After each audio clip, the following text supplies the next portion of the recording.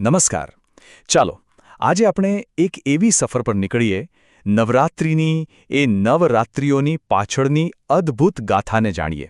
એક એવી શક્તિશાળી કહાની જે સાચું કહું તો આજે પણ આપણને બધાને પ્રેરણા આપે છે. વાહ, શું વાત છે! ઢોલના તાલ સાથે અંધકાર ચમકી ઉઠ્યો અને શરૂ થઈ 9 રાતોની મહાકથા. આ એક જ પંક્તિમાં નહીં, આખા તહેવારનો સાર આવી જાય છે. તો બસ આ જ જોશ સાથે ચાલો શરૂ કરીએ આ દિવ્ય ગાથા. તો આ આખી વાત શરૂ ક્યાંથી થાય છે? ચાલો જરા કલ્પના કરીએ.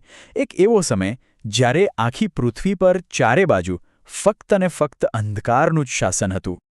અને આ અંધકાર પાછળ હતો મહિષાસુર, એક રાક્ષસ રાજા. પણ કેવો? એટલો અત્યાચારી કે એના ત્રાસથી દેવો અને મનુષ્યો બધા જ ભય અને નિરાશામાં ડૂબી ગયા હતા. એણે જાણે આખી પૃથ્વી પર અંધકારની ચાદર ઓઢાડી દીધી હતી. આશાનું એક કિરણ પણ ક્યાંય દેખાતું નહોતું. હવે પરિસ્થિતિ એટલી ખરાબ હતી કે દેવતાઓ પણ મહિષાસુર સામે હારી ગયા હતા. સાવ નિરાશ, કોઈ રસ્તો જ નહોતો બચ્યો. તો પછી શું? બસ આશાનું છેલ્લું કિરણ લઈને એ પહોંચ્યા ત્રિમૂર્તિ પાસે, બ્રહ્મા, વિષ્ણુ અને મહેશના શરણે. અને અહીંથી આખી વાર્તામાં એક જબરદસ્ત વળાંક આવે છે. એક એવો વળાંક જે બધું જ બદલી નાખવાનો હતો. હવે સમય હતો એક દિવ્ય શક્તિના જન્મનો, જે દેવોની પ્રાર્થનાનો જીવંત જવાબ હતી. એ નિરાશાની ઘડીમાં બધા જ દેવતાઓ એક સાથે, એક અવાજે પ્રાર્થના કરે છે. આખા બ્રહ્માંડમાં એમની એક જ અરજ ગુંજી રહી હતી: હે શક્તિ, ધરતીને બચાવો. એ લોકો એક એવી દૈવી શક્તિને બોલાવી રહ્યા હતા જે અશક્યને પણ શક્ય કરી શકે. અને એમની પ્રાર્થનાનો જવાબ મળ્યો. અને કેવો અદ્ભુત જવાબ! બ્રહ્મા, વિષ્ણુ અને મહેશ, આ ત્રણેય મહાન દેવોની બધી જ દિવ્ય શક્તિઓ એક સાથે આવી. એમના સંગમથી એક એવો જબરજસ્ત તેજપુંજ રચાયો અને બસ એ જ દિવ્ય પ્રકાશમાંથી પરમ શક્તિ દેવી દુર્ગા પ્રગટ થયા.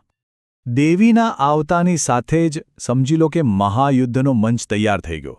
9 રાત અને દેવીના 9 સ્વરૂપો. ચાલો હવે જોઈએ કે આ યુદ્ધ ખરેખર લડાયું કેવી રીતે. તો આ યુદ્ધ ચાલ્યું પૂરા 9 દિવસ અને 9 રાત. અને આ દરેક રાત્રે છે ને દેવી દુર્ગાએ એક નવું રૂપ લીધું. શક્તિની શરૂઆત કરનાર શૈલપુત્રી, પછી તપ અને ધૈર્યવાળા બ્રહ્મચારિણી, સાહસ માટે ચંદ્રઘંટા, એમ કરતાં કરતાં છેક 9મા દિવસે પૂર્ણતાના પ્રતીક સિદ્ધિદાત્રી સુધી.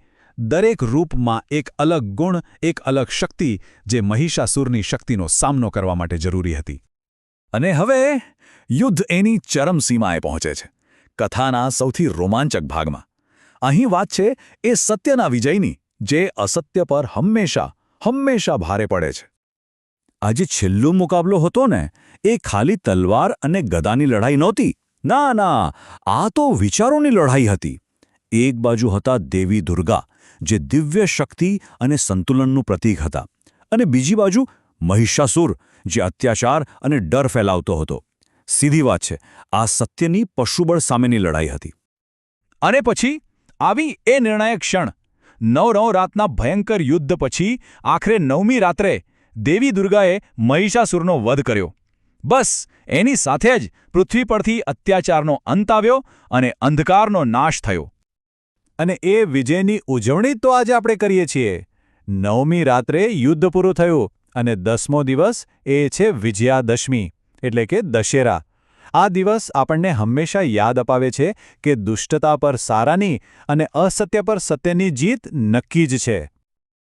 પણ સવાલ એ છે કે આટલી જૂની કથા આજે પણ આપણા માટે આટલી ખાસ કેમ છે? ચાલો હવે જરા નવરાત્રિની પાછળ જે ભાવના છુપાયેલી છે ને, એને સમજીએ. આ કથામાંથી આપણને ખરેખર શીખવા જેવી કેટલીક મોટી વાતો મળે છે. જુઓ, પહેલી વાત, અંધારું ગમે તેટલું ગાઢ હોય, પ્રકાશ હંમેશા જીતે છે. બીજી વાત એ કે સાચી તાકાત બળમાં નહીં પણ સત્યમાં છે.